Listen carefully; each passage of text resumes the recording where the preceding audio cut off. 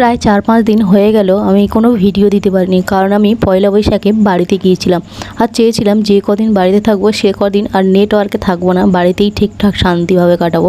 তো সেই মতো হিসাবে বাড়ি থেকে কাটিয়ে চলে এসেছি।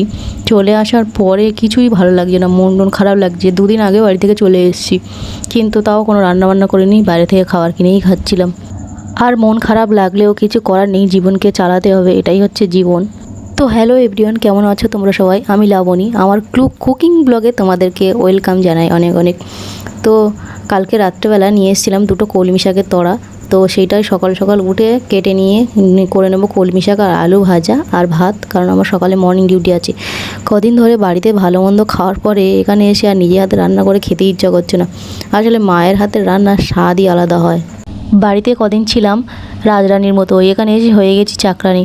আসলে মানুষ বলে যে নিজের কাজ নিজে করে নেওয়া ভালো, কিন্তু আসলে এটা তারাই বলে যাদের টাকা নেই। টাকা থাকলে একটা কাজের লোক রেখা দেওয়া যায়, কিন্তু টাকা নেই, তাই সান্ত্বনা দেওয়ার জন্য এটাকেই বলে। তো যাই হোক, আমার আলু আর কলমি শাক ভাজাও হয়ে গেছে, ভাতও হয়ে গেছে। তো চলো টাটা বাই।